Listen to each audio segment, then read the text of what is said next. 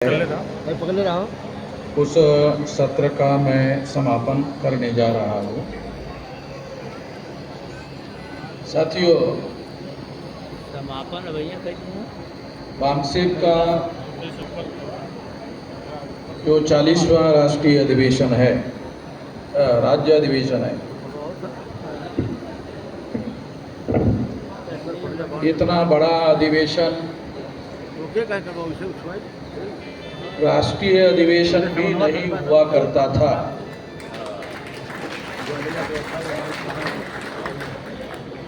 इतना बड़ा जो आपका उत्तर प्रदेश का राज्य अधिवेशन हो रहा है, इतना बड़ा पार्टिसिपेशन वाला राष्ट्रीय अधिवेशन भी नहीं हुआ करता था। इतना बड़ा आपका राज्य अधिवेशन हो रहा है, तो इससे एक बात पता चलती है कि हमारा जो संगठन है उसका विस्तार बहुत ज़्यादा हो रहा है। इसी तरह से ये जो विस्तार है, ये जिला से लेकर तहसील स्तर में संगठन बनाने का काम आपको करना चाहिए। तहसील में भी संगठन होना चाहिए, तहसील में भी यूनिट होना चाहिए। उत्तर प्रदेश में तहसील वगैरह होते हैं ना, तहसील में भी यूनिट होना चाहिए। तो यूनिट गठित करने का जरूर काम करना चाहिए। बामसेब का यूनिट खड़ा करना है तो कर्मचारी लोगों का यूनिट खड़ा करो।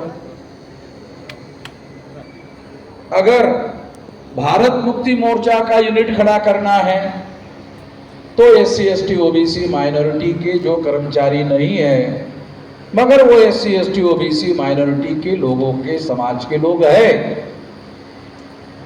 तो उसका संगठन बनाना चाहिए। और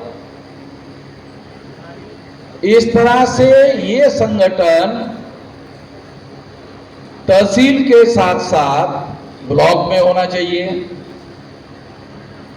उसी तरह से ब्लॉक में होना चाहिए। बहुत सारे हमारे लोग तहसील से लोगों को लाते हैं अधिवेशनों में, उनको संगठन में बांधने का काम नहीं करते। अगर आप संगठन में उनको बांधने का काम नहीं करते हो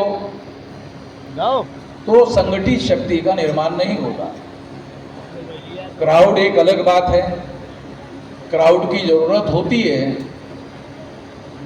आंदोलन में क्राउड की जरूरत होती है, आंदोलन में संख्या की जरूरत होती है।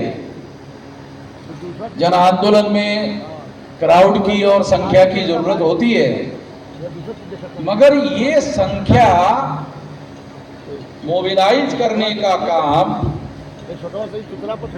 जो यूनिट है संगठन का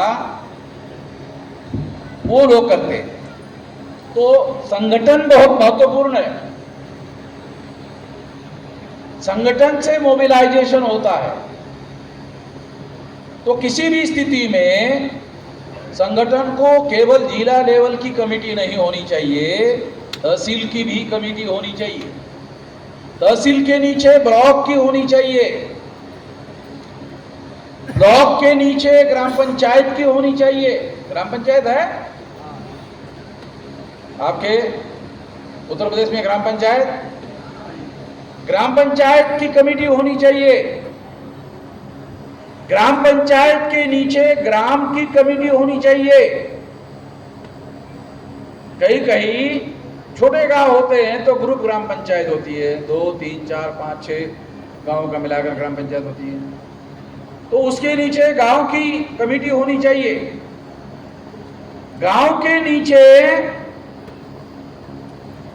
बूथ लेवल की कमेटी होनी चाहिए। बूथ के नीचे सामाजिक समूहों की कमेटी होनी चाहिए।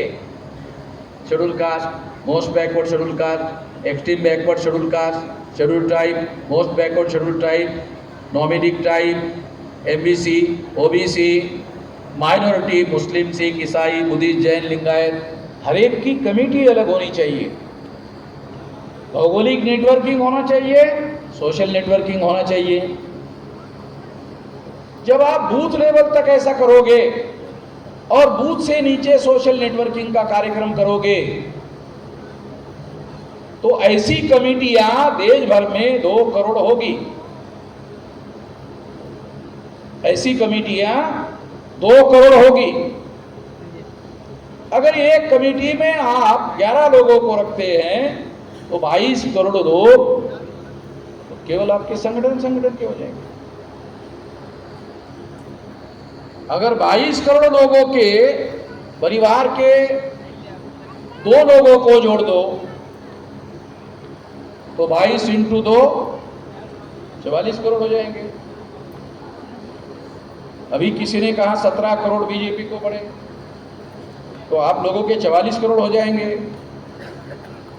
बहुत आसान तरीके से, जो आसानी से आप लोगों का पसीना भी नहीं निकलेगा। पसीना निकाले बगैर तो परिवर्तन नहीं होने वाला। फिर भी आपको बता रहा हूं, पसीना निकाले बगैर भी हो सकता है। ऐसा कर सकते हो। ऐसा क्यों कर सकते हो? तो शारीरिक श्रम से पसीना निकलता है, दिमाग चलाने से पसीना नहीं निकलता। दिमाग भी चलाना चाहिए। शरीर चलाना जरूरी है मगर दिमाग को भी चलाना जरूरी है। तो ये बात जो मैं आप लोगों को बता रहा हूं, इस बात को समझकर काम करना चाहिए। तो ये एक बात है। दूसरी बात मैं आप लोगों को बताना चाहता हूं, वो भी जानना बहुत ज्यादा जरूरी है। साथियों, हम लोग जातियों में बटे हुए लोग हैं और 6000 टुकड़े हैं जातियों के। ये सारे ब्राह्मणों ने बनाए हैं। ब्राह्मण धार्मिक क्यों है?